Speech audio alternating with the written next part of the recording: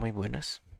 Mi compañero Daniel Bernal y yo, Felipe Acuña, quien les habla, queremos presentarle la electromiografía,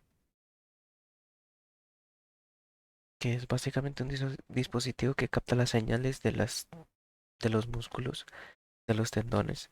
Entonces es la captación de las señales eléctricas producidas por los músculos durante una contracción muscular. Se conoce como electromiografía. Estas señales son generadas por el intercambio de iones a través de las membranas de las fibras musculares debido a una contracción muscular.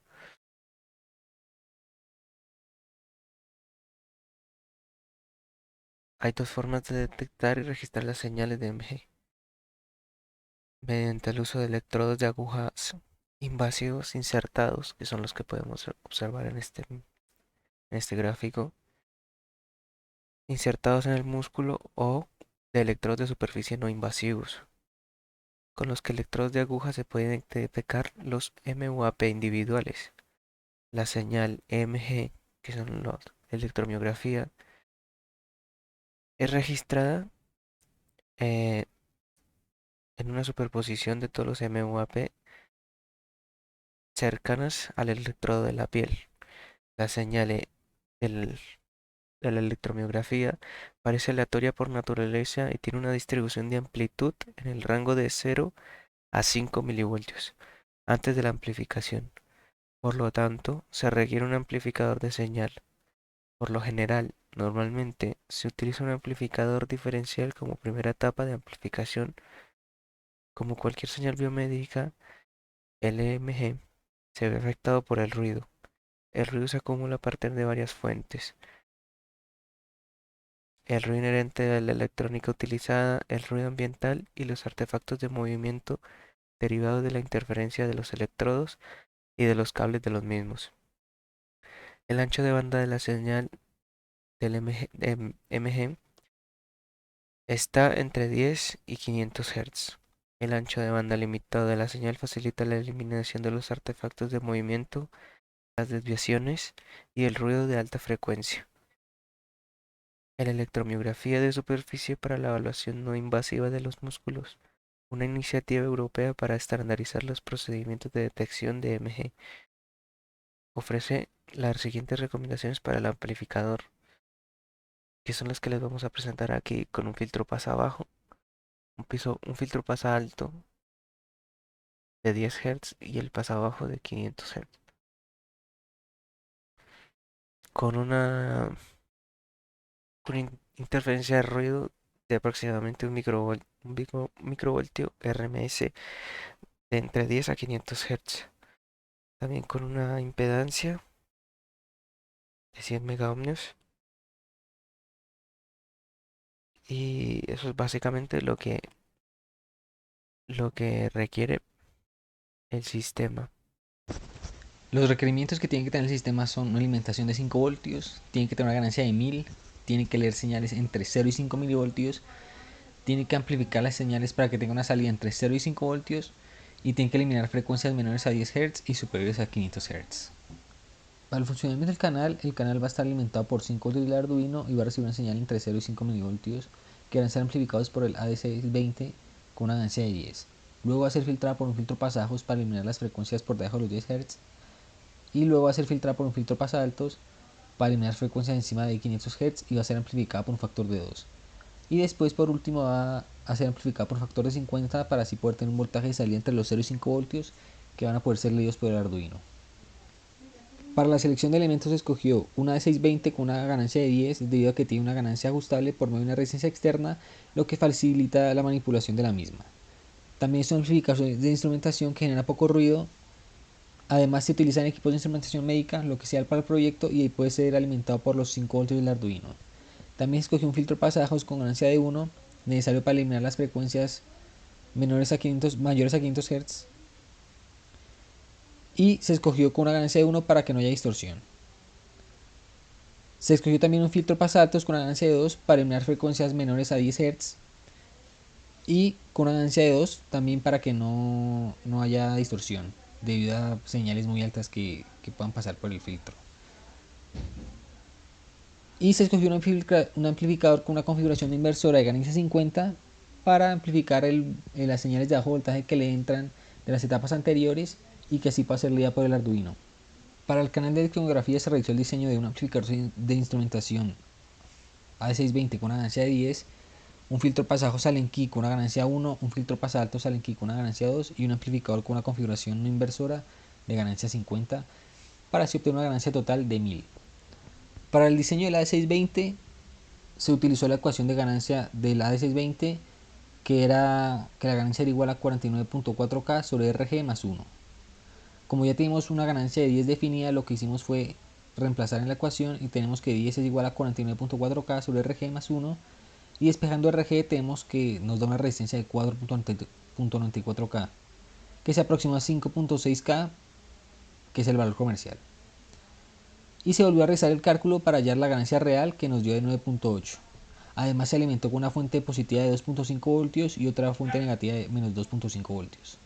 Para el diseño del filtro pasajo se utilizó su función de transferencia que es igual a la ganancia sobre C1, C2, R1, R2 sobre S cuadrado más S por 1 sobre C2, R1 más 1 sobre C2, R2 más 1 sobre C1, R2 por 1 de la ganancia más 1 sobre C1, C2, R1, R2 que también es igual a su ecuación genérica que es la ganancia por omega sub 0 al cuadrado sobre S cuadrado más 2 zeta omega sub 0 S más omega sub 0 al cuadrado.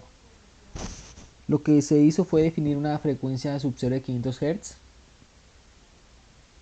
Con ello se halló una omega sub 0 de 2 πf que nos dio igual a 3.1415 kiloradianes sobre segundo. Se definió un zeta de 0.8. También se halló el omega sub 0 al cuadrado que es 9.86 megaradianes sobre segundo. Se calculó 2 zeta por omega sub 0, nos dio 5026.4 y la ganancia de 1. Luego lo que se hizo fue decir que 2 zeta omega sub 0 es igual a 1 sobre C2R1 más 1 sobre C2R2 más 1 sobre C1R2 por 1 menos la ganancia. De ahí tenemos que 5026.4 es igual a 1 sobre C2R1 más 1 sobre C2R2 más 1 sobre C1R2 por 1 menos 1. Se le dio un valor de resistencias de 5K a R1 y R2 que se aproximan a 4.7K, que es el valor comercial. Eso nos da que 5026.4 es igual a 2 sobre C2R1, se despeja C2 y con eso obtenemos un capacitor de 39.87 nanofaradios que se aproxima a 40 nanofaradios, que es el valor comercial. Y luego tenemos que 1 sobre C1, C2, R1, R2 es igual a 9.869 megas, se despeja C1 y nos da un capacitor de 101.31 nanofaradios, que se aproxima a 100 nanofaradios. Y con eso tenemos que R1 y R2 son 4.7K, C1 100 nanofaradios y C2 40 nanofaradios. Para el diseño del filtro pasaltos también se utilizó su función de transferencia que es igual a la ganancia por S al cuadrado sobre S al cuadrado más S por 1 sobre C1R2 más 1 sobre C2R2 más 1 sobre C1R1 por 1 menos la ganancia más 1 sobre C1 C2R1R2 que es igual a su función genérica que es la ganancia por S al cuadrado sobre S al cuadrado más 2 zeta más sub 0 S más omega sub 0 al cuadrado. Acá teníamos que la ganancia era igual a 2 y con eso hallamos R3 y R4, ya que la ganancia es igual a R3 más R4 sobre R3. Despejando de ahí tenemos que R3 es igual a R4 y entonces le dio un valor de 2K que se aproxima a 1.8K, que es su valor comercial. Y también se definió la frecuencia sub 0 que son 10 Hz, con eso hallamos omega sub 0 que es 62.83 radianes sobre segundo, zeta de 0.8, 1 menos 0 al cuadrado de 3.94 kiloradianes sobre segundo y un 2 zeta por omega sub 0 de 100.528. Con eso tenemos que 2 zeta más sub 0 es igual a 1 sobre C1R2 más 1 sobre C2R2 más 1 sobre C1R1 por 1 menos la ganancia. Luego evaluando tenemos que 100.528 es igual a 1 sobre C1R2 más 1 sobre C2R2 más 1 sobre C1R1 por 1 menos 2. Se le dio un valor de 15K a las resistencias R1 y R2 y con eso tenemos que 100.528 es igual a 1 sobre C2R2. Despejamos C2 y nos da un capacitor de 663.16 nanofaradios que se aproxima a 680 nanofaradios.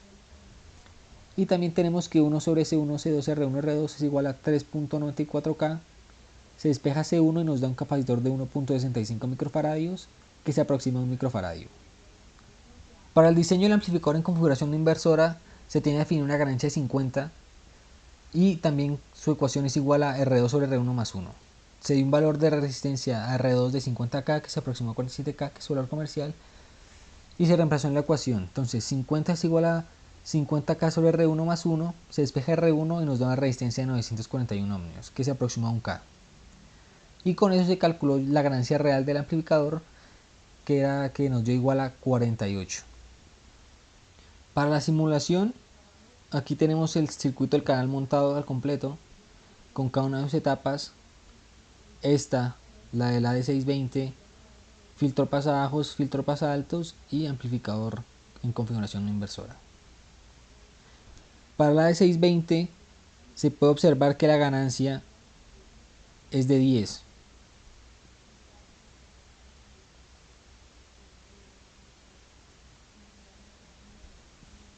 Para el filtro pasabajos se observa que la ganancia es 1, ya que casi no amplifica, se ve que la señal de salida no está amplificada, y también se observa que se genera un desfase. En el diagrama de Bode se puede observar que empieza a eliminar las frecuencias encima de los 500 Hz.